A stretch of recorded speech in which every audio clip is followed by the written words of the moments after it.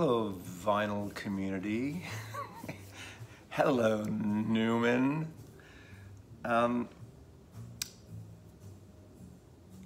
New records. New records.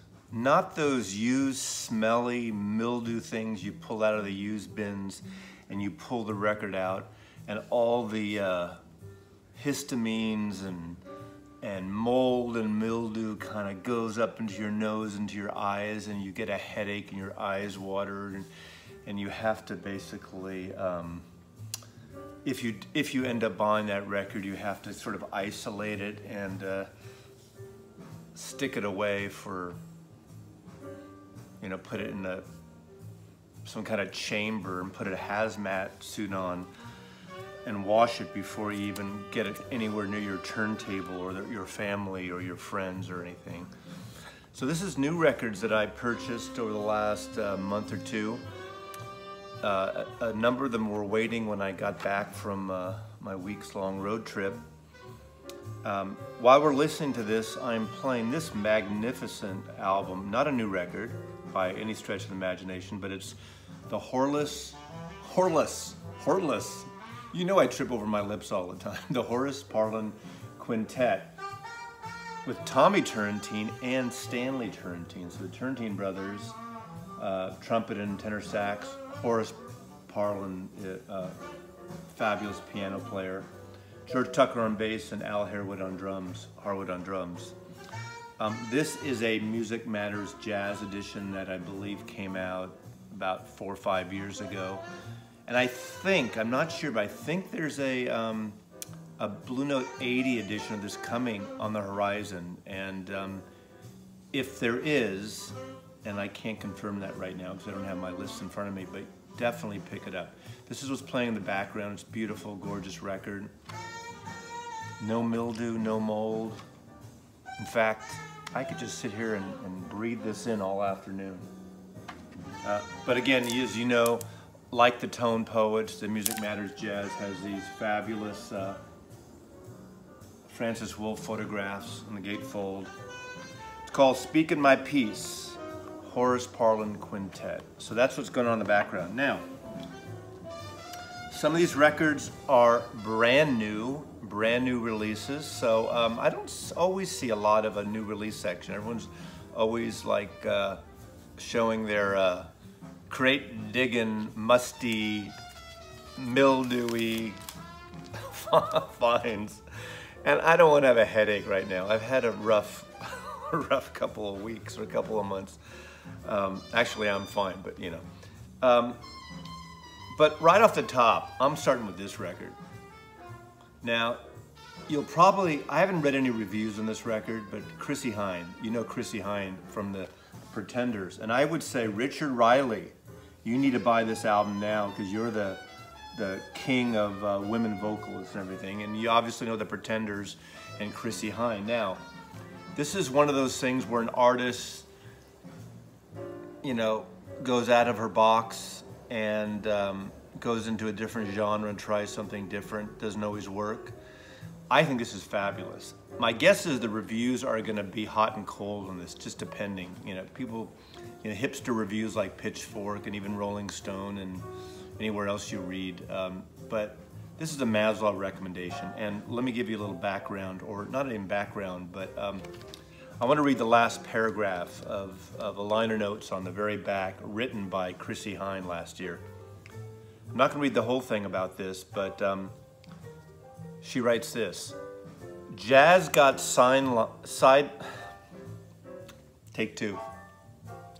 Jazz got sidelined by rock and roll in the 60s, but now with the demise of rock, seems to be heralding in a newfound interest in it, meaning jazz, which is true if you just look around here on the in the vinyl community.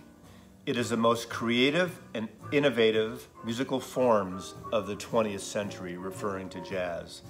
I'm happy to jump on the bandwagon. Now, Chrissie Hynde obviously is the vocalist on this record. There are one or two, I believe, instrumentals as I recall. It's bluesy jazz, a little of the female vocal ingenue, so there's some mood to it. There's some reggae dub mixed in with modern electronic mood type flourishes occasionally. A little bit of the big band, but soft big band, like a Gil Evans style of recording, of orchestration.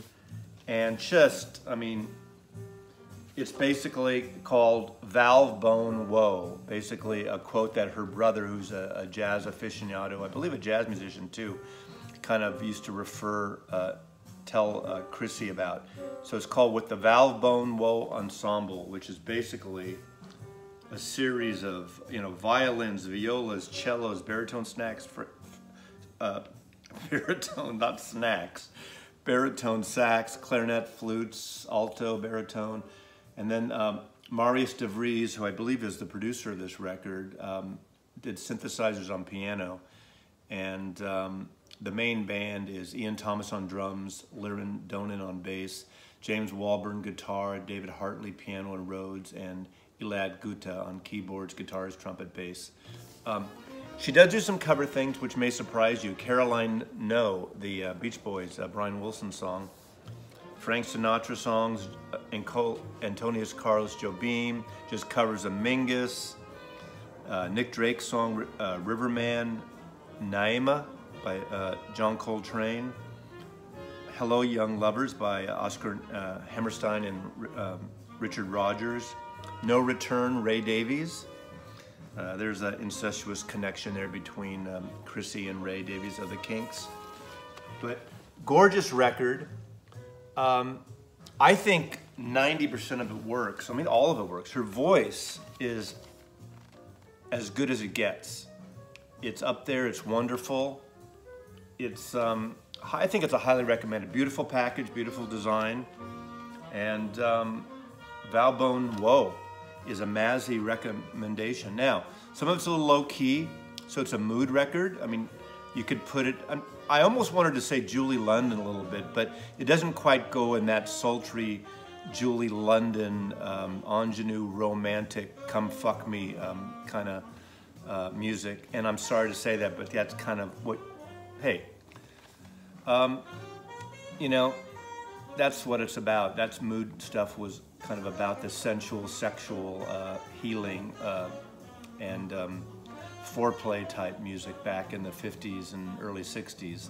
So if I offended anyone, I'm sorry, but Chrissie Hynde has always had that sexy, sultry voice, as you know. In my opinion, it is true. Hold for the cover shot. So, highly recommended. I stayed on that one a long time, so I'll go faster. Okay, another one of my favorite people, one of my favorite bands in the 90s and 2000s, a band from Wales, Welsh band, called the Super Furry Animals. They haven't put an album out in quite many years, but Super Furry Animals were Welsh, had a very sound that was kind of modern 90s, almost like a little beyond Britpop, little Beatles thrown in, with modern electronic flourishes. I'm using that word a lot. I think the key to this is going to be in the title. I think I'm going to call it New Release and Musical Flourishes. I may or may not, but you will already know before I know, because you read it if you clicked on to this, new thread from Mazzy. But the Super Furry Animals were attributed to doing, if not the first, one of the very first most successful DVD 5.1 releases, surround recordings. Their album Rings Around the World, there's a DV version of it, and I remember when I first set up in San Francisco my new surround system. I don't do a lot of surround musical discs, but it was a combination video and surround, and that album is stunning. So that album, Rings Around the World, and the one after that I think was Phantom Force. I love the Super Furry Animals, and at some point I'm going to do a video on them. One of their first albums was done all in Welsh, and when I do that I'll show you that. But this album that just came out in the last week or two, Reese. He's the lead singer of Super Furry Animals. He's done about, I'm thinking 5 solo records. I have them all. In fact, let me grab this. Because he does it, they always do these special packages. And I might have showed this once on another video, but sometimes their special edition packages are so fucking over the top. This is his last album that came out 2 years ago. Well, actually last year, 2018, on the Rough Trade label. And this was called Babelsberg. And look at this package.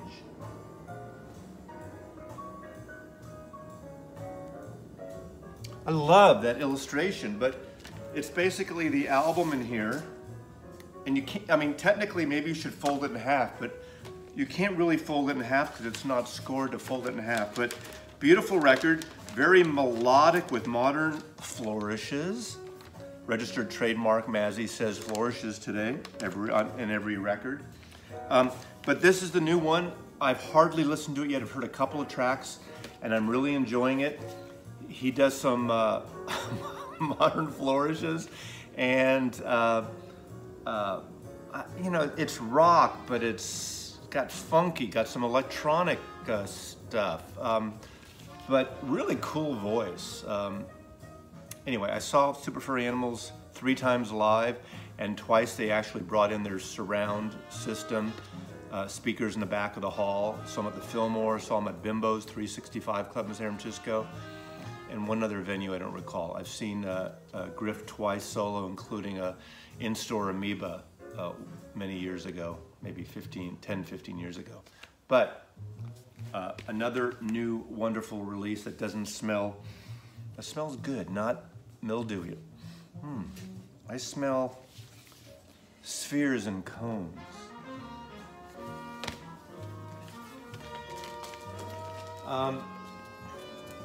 Okay, another really good album, the second album in what, 3 years, within 2-3 years, put out by the Dream Syndicate. Dream Syndicate, you probably know, was a band in the 80s, sort of post-punk, psychedelic, LA-based, as I recall, band. And, you know, they kind of reformed about 2 to 3 years ago.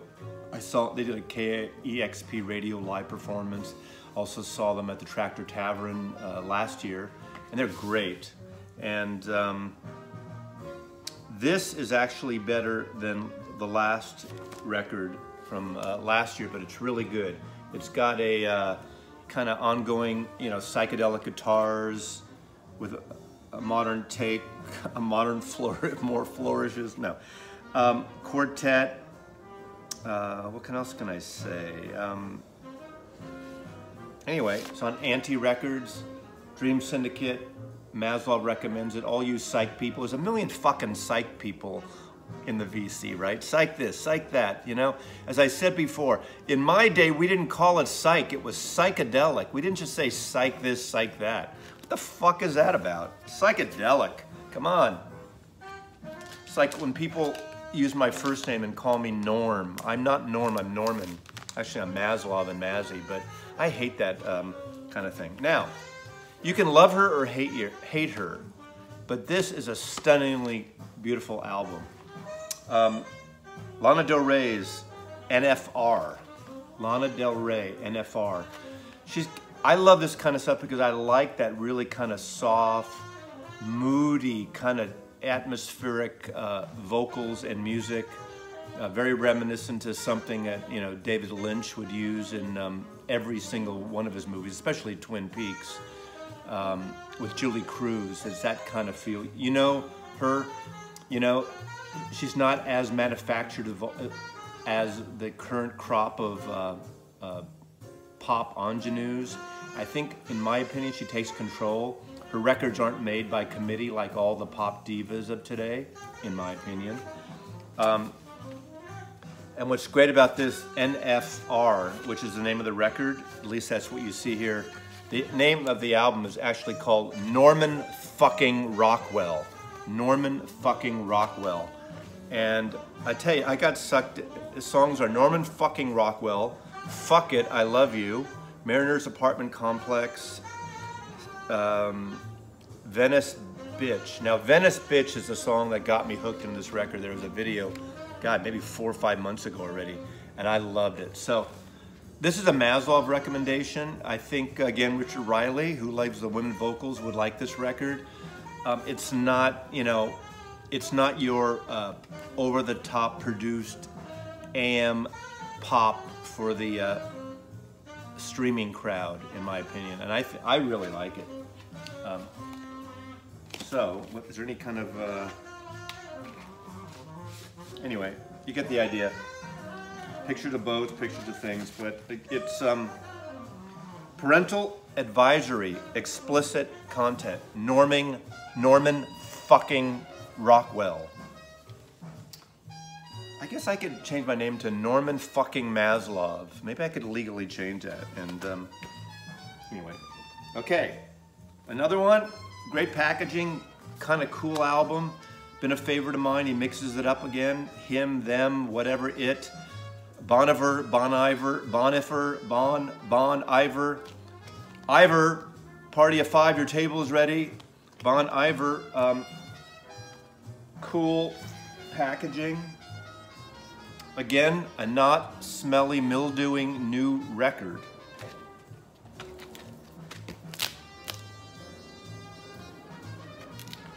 You know, Mazzy's a sucker for this beautiful artwork. This is just black. I'm sure there are colored versions, but didn't go for it. And a gorgeous, gorgeous, you know, extra little book of artwork and the like. Photography, baby. Flourishes of photography and lyrics and artwork and fusing of, you know, Sean Carey, obviously, Matt McLaughlin, McCoffin, Andrew Fitzpatrick, Michael Lewis, Justin Vernon, there you go, Justin Vernon, Jen Wessner, Bob Moose. So, Bon Iver, not a person, not a thing, a band, huh? A concept, a project? Bon Iver.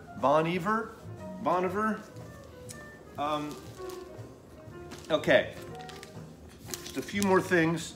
I picked this up. This was a Record Store Day release originally. You know, I hardly have any Pearl Jam. I'm not a huge grunge fan, except for Nirvana. I love Nirvana. I got almost everything, not everything, but not all the boots and stuff, but the normal release of Nirvana. I think I have Vitalogy. I have the album Pearl Jam did with Neil Young, and I have 10. I think that's it on CD, not on vinyl. And I almost picked this up at Record Store Day and it's sold out. And the reason I wanted to pick it up because this was recorded, I believe in the, like 20 years ago or something. But it was just released, 2006, I guess. And it was live at Easy Street. Easy Street is one of my local record stores. It's in West Seattle, and I think half of the members of Pearl Jam actually live, in West Seattle area. And occasionally I've run into a couple of them over there, the bass player and their manager and a few other people. But I haven't listened to this yet, but I thought I needed it because it's a local, and I need to really kind of, now that I've been here 5 years in Seattle, really need to invest in the music of my newfound homeland, city. Enough of that San Francisco psychedelic, Jefferson Airplane, Grateful Dead, Quicksilver Messenger Service, Dead Kennedys, punk, crime, punk, Misfits, new wavy, post-punk, Chris Isaak, Journey, Santana. I need to get into Seattle more, like, hey, Mudhoney, baby, the Sonics, baby, Pearl Jam, Soundgarden. I guess I need to start getting into that kind of vocally passion. I'm gonna turn the records over, so stand by. Ba-da, ba-da, ba-da, Horace Parlin on the piano. Ba-da, ba-da, ba-da, ba-da. Okay, 2 jazz records, and then there'll be a final record to go. I'm not going to say much about these because I saw my man Chris, the Man Cave, his man Chris, your man Chris, our collective man Chris, showed these two-tone poets, the twoest newest, Hustlin', Stanley Turrentine. Again, these emulate the Music Matters Jazz that Joe Harley's putting together for Blue Note Records. And, you know, for about 30 plus or minus bucks a pop with beautiful covers, analog, Kevin Gray mastered records. Buy these because they're not going to be around forever. And those master tapes aren't going to be around forever. So the whole concept of these, which I've spoken about before, you've seen my Tone Poet, my Jazz Shit Boys with my buddy Brooks, and we talk about these where the whole concept of Music Matters and Tone Poet were to emulate the original master tapes. So the bass may be fuller in some cases and the drums more poppin' than on original Blue Note recordings. And a lot of people like that Blue Note sound, that original recording. I know Chris is into the originals, which they're amazing. I don't have a lot. He has probably way more than, I know he has way more, not probably. And those are great, those are fantastic. And in those days, the reason they rolled off the bass a lot was because, you know, people didn't have the kind of turntables and stereos that many of us have now. And just like that copy of the Robert Ludwig mastered Led Zeppelin II we all know about, or some of us know about, you put that on and it would jump your needle, jump your stylus right off that turntable, that record player back in 1972 or whenever that album came out, 71, 72. So, same with this. So when they remastered these, when they cut these from the original tapes, they went for the sound to match the tapes over matching the original records. Now, in this case, as Chris pointed out, I just saw in his video I watched this morning, and I kind of knew this, or I did know this, but this record was recorded in '61, but it didn't come out on record till like '79 or '80. And the only way I've heard it is my buddy Brooks has the Mosaic collection. I think it was a black and white cover like this, and they shifted it like this. So it didn't come out when the record was recorded. So this is the first time in years it's been out again. So Donald Byrd, Herbie Hancock, it's one of his earliest, it's either his first or second recordings, I believe. I could be wrong about that. Teddy Robinson drums, Doug Watkins bass, Pepper Adams on baritone sax, and of course Donald Byrd on trumpet. And then Stanley Turrentine with Shirley Scott. Stanley and Shirley were married at this point, I believe. She plays the B3 organ. This is a great record. This is a fun record, too. Otis Finch on drums, Bob Crenshaw on bass, and the great Kenny Burrell on guitar. But another Tone Poet series that just came out last week. And lastly, I want to show this record because, you know, Ry Cooder's my boy, my great guitar player. This is the first time this has been on vinyl. I have the CD of this. This is Chavez Ravine, one of three of Ry Cooder's somewhat related Southern California, Los Angeles trilogy, historical in essence, musicology of the time. But Chavez Ravine was the area with a lot of landowners, squatters, migrants of Mexican descent that lived there for a number of years, that created neighborhoods and work zones. And a lot of them, you know, they were pushed out. A lot of them got fucked by the man.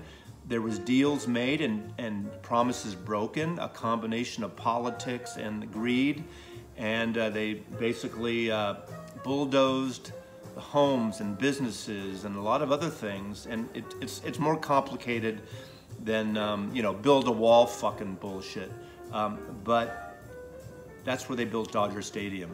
So fuck the Dodgers.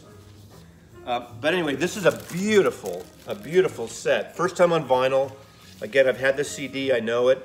It's got obviously Ry Cooder and his normal posse of musicians, as well as he found a number of musicians who used to play in the area and play in Southern California back in the day, in the 50s, mid to late 50s, as well, and early 60s, as well as contemporary artists and a lot of Mexican descent who play on this. It's a gorgeous record, historically wonderful. I mean, beautiful, beautiful book that was in this, you know, they enlarged, that had been in the original CD. So anybody that likes Ry Cooder, likes some history, likes a mix of what was going on at the time, the whole history and study of LA, Los Angeles, should check this one out. There's my boy Ry right there. Anyway, this is it's recorded at Village Records and Sound Studios in Van Nuys, and it's a beautiful record. So, first time it's ever been available on vinyl, and this is on Nonsuch Records, which always, you know, does a wonderful job. So, that's Mazzy's new non-moldy, non-fungus based records that are in my house right now, and that I will be playing throughout the weekend and throughout the rest of my life. So check it out, check these records out. You know, some of you like some of them, some of you like others, and some of you may hate them all. So Mazzy loves you, and thanks for watching, VC, and thanks for having me into your living room, your bathroom, your bedroom, your kitchen, your deck. Okay, take care.